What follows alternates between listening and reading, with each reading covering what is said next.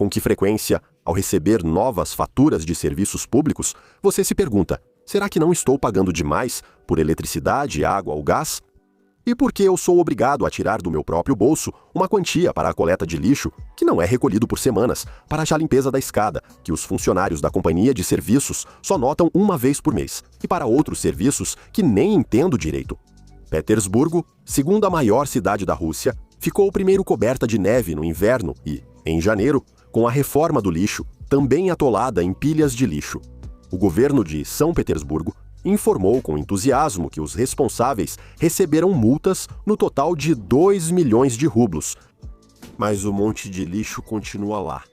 Após o ano novo, o degelo atingiu a cidade, as margens do Neva, e a neve derreteu, formando rios nas calçadas que antes pareciam pistas de patinação. E já há filas nos prontos-socorros. Então, sobre tudo isso, existe uma teoria da conspiração de que os serviços de habitação e de utilidade pública já foram pagos pelo governo. E onde mais além do nosso canal para analisarmos isso? Vamos lá! Não há dívidas de serviços de habitação e de utilidade pública, pois já estão incluídos no orçamento federal e pagos pelo governo. Esse é o mesmo argumento usado por quem deixou de pagar todo mês aquele papel estranho que chega na caixa de correio. Certo, talvez exista algum documento oficial ou lei que confirme essa teoria. Sim, claro, e não é só um. Sobre isso, houve 8 decretos começando em 2007. Eles são chamados de decretos sobre os padrões federais de pagamento de moradia e serviços públicos. Substituindo uns aos outros, eles chegaram até os dias de hoje. Abrimos o documento de número 97, de 11 de fevereiro de 2016 e lemos: o governo da Federação Russa decreta aprovar os padrões federais anexados de pagamento de moradia e serviços públicos na média da Federação Russa para os anos de 2016 a 2018, que são aplicados para determinar o valor das transferências interorçamentárias alocadas do orçamento federal aos orçamentos das unidades federativas da Federação Russa, inclusive para fornecer assistência financeira para o pagamento de moradia e serviços públicos. O que isso significa, afinal? Recursos do orçamento federal da Federação Russa são posteriormente distribuídos entre administrações e municípios. Esse valor já inclui despesas com moradia, serviços públicos e reforma geral. Cada metro quadrado das residências em todo o país está pago. Conforme o documento, são feitas transferências interorçamentárias às regiões, inclusive para assistência financeira ao pagamento de moradias e serviços públicos. Segundo essa versão, boletos de serviços públicos sem carimbo e assinatura do contador-chefe em formato aberto são apenas cálculos para recibo de caixa, um extrato do balanço contábil. Os valores cobrados dos moradores pelos serviços públicos já foram debitados pela contabilidade dessa conta. A cobrança de taxas, por exemplo, pelo interfone, também é ilegal. Os documentos deixam claro que a manutenção do interfone já está incluída no custo da manutenção da moradia e cobrar separadamente é ilegal. Então, as empresas administradoras já recebem recursos do governo, mas isso não é suficiente para elas e ainda tiram dinheiro da gente. Como se isso não fossem contas, mas sim algum tipo de doação voluntária. No entanto, essa bela verdade tem um porém. O principal argumento nas provas acima mencionadas se baseia nas leis de contabilidade. Na Lei Federal número 402, sobre contabilidade, está escrito: todo fato da vida econômica deve ser registrado em um documento contábil primário. Não é permitido aceitar para a contabilidade documentos que registrem fatos da vida econômica que não ocorreram, incluindo aqueles que fundamentam transações fictícias e simuladas. Essas leis não têm relação com o pagamento dos serviços públicos. Por exemplo, em um supermercado, você enche o carrinho com produtos e paga tudo isso no caixa. Você recebe o recibo pelos produtos comprados e vai tranquilamente para casa. No metrô, você compra uma passagem e também recebe no máximo um recibo. Mas você não assina contrato com o supermercado ou metrô, nem recebe um papel com assinaturas das partes e carimbos dos contadores-chefes. Esse é um esquema simplificado de compra e venda que também é usado no pagamento dos serviços públicos. Se aplicarmos a lei de contabilidade à compra de uma banana no supermercado ou de uma ficha no metrô, parece que ela está sendo grosseiramente violada. Mas por que você gastaria tempo na loja fazendo um contrato e coletando assinaturas em vários departamentos se existe um esquema simplificado de compra e venda? É exatamente para isso que ele existe. Para a habitação e serviços públicos, a Resolução número 354 detalha como deve ser o formulário de pagamento dos serviços. Lá não menciona assinaturas de contadores ou carimbos. A mesma resolução detalha a celebração do contrato com a administradora. Ele é celebrado por conduta concludente. Um negócio jurídico concludente ocorre quando as partes demonstram suas intenções claramente por meio de ações e comportamentos. Por exemplo, o comprador adquire alimentos em uma loja que já foram previamente organizados. Ou um cidadão assume os direitos de herança e recebe um apartamento. Ele não assina nenhum documento, mas já começa a transportar seus pertences e a rearrumar o apartamento. Ou seja, ele aceita a herança. Tudo isso é uma ação concludente.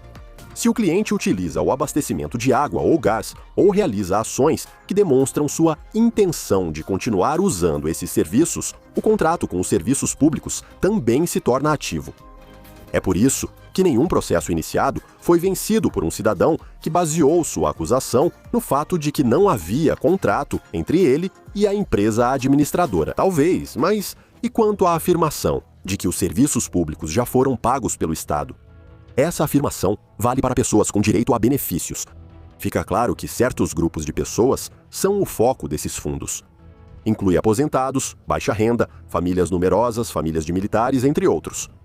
Essa é a dura verdade. Há várias teorias da conspiração assim. Por exemplo, há também a ordem do Ministério das Finanças da Rússia, de 11 de dezembro de 2018, número 216.159-N, assinada por Siluanov. No anexo número 4 desse documento, há uma lista das áreas de destinação dos fundos específicos. Entre outras coisas, ele menciona pagamentos de serviços de utilidade pública, como pagamento de aquecimento, abastecimento de água, gás e eletricidade. Considerando que a ordem especifica a fonte de financiamento desses pagamentos, fundos específicos do orçamento federal, surgiu a teoria de que o Estado já financiou todas as despesas com serviços públicos para os próximos 3 anos, nos serviços públicos até 2021. Nesta ordem, além dos serviços públicos, prevê-se o pagamento dos salários. Curiosamente, ninguém sugere que, pela mesma lógica, já recebemos o salário há tempos e agora precisamos trabalhar de graça até 2021. Essa ordem não trata do pagamento de serviços públicos por pessoas físicas, mas foi criada para o acompanhamento do Tesouro e controle de organizações executoras de contratos estatais. E também existe uma teoria da conspiração chamada Código da Moeda. Em 2019, os tribunais tomaram um grande número de decisões sobre essa questão. Os cidadãos exigiam que os recibos de serviços públicos fossem considerados ilegais, pois o boleto trazia o código da moeda 810, enquanto desde 2004 o classificador russo de moedas indica o rublo russo com o código 643. No entanto, todos os processos foram perdidos, pois as regras de contabilidade para instituições de crédito ainda prevêem o uso do código 810 para operações em rublos. Ao mesmo tempo, o artigo 153 do Código de Habitação da Federação Russa, sobre o pagamento integral e pontual dos serviços públicos por proprietários e locatários, não foi revogado. Como mostra a prática judicial, acreditar nessas pseudo-teorias não leva a nada de bom. Dos cidadãos são cobrados não apenas os débitos da moradia, mas também multas e todas as despesas judiciais. Como consequência, bloqueio do cartão bancário, proibição de sair do país, perda do direito ao subsídio, venda de bens em leilão e assim por diante. A lei também prevê a expulsão dos devedores de serviços públicos da moradia municipal, caso não paguem o aluguel por mais de 6 meses. A outra questão relevante, não ligada a teorias da conspiração sobre habitação e serviços públicos: para onde vão os bilhões arrecadados para a reforma geral? Em 2012, há 10 anos, apareceu uma nova linha nas contas dos russos de moradia e serviços públicos, reforma geral. Os moradores de prédios residenciais devem pagar por isso, conforme valor definido pelas autoridades regionais.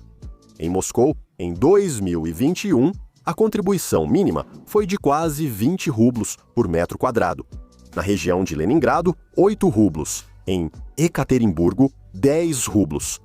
Todos os anos, dezenas e centenas de bilhões de rublos são depositados nas contas dos fundos regionais para grandes reformas. Por exemplo, em 2013, foram 97 bilhões, em 2016, foram 142 bilhões, e em 2020, 150 bilhões de rublos. E nem sempre esse dinheiro é usado como previsto. Estes são alguns títulos de notícia sobre esses bilhões. No início de abril de 2021, o Tribunal de Contas de São Petersburgo declarou que o Fundo Municipal de Reformas gastou 1,4 bilhão de rublos com irregularidades. Gastou o dinheiro arrecadado dos moradores de São Petersburgo em prêmios e aluguel de escritório superfaturado. E em 2018, em Kirov, o Ministério Público descobriu que o Fundo Local de Reformas gastou 2,4 milhões de rublos de forma indevida. No mesmo ano de 2018, a Procuradoria-Geral identificou, veja só, 12.700 violações na área de reformas, anunciando a abertura de 105 processos criminais. E isso é só o que chegou à imprensa. O maior mercado de reformas na Rússia fica na região de Moscou. Os gastos do Fundo de Reforma Geral da região de Moscou superam 20 bilhões de rublos anuais. Os esquemas para desviar dinheiro do fundo são simples. Por exemplo, documentos incluem trabalhos que ninguém fez. O comum é registrar nos documentos que andaimes foram instalados para reforma, mesmo sendo desmontados antes da inspeção. Outra prática é exagerar o volume dos trabalhos. Por exemplo, áreas de fachada, em metros quadrados, que poucos irão verificar. Um perito estatal de construção pode atuar simultaneamente como orçamentista em escritório de empreiteiro privado. E em fevereiro de 2021, a administração do Serviço Federal Antimonopólio da região de Moscou declarou a existência de conluio entre o Fundo Regional de Reforma Geral e as administrações de 21 municípios, incluindo Balashikha, Odintsovo, Mytishchi, Narofominsk, Khimki, Sergiev Posad e outros. No total, mais de 24 bilhões de rublos foram depositados nas contas da empresa durante o período de possível conluio. O que você acha de tudo isso? Escreva nos comentários. Isso é tudo por hoje. Obrigado por assistir e avaliar este vídeo. Até a próxima no Cramola!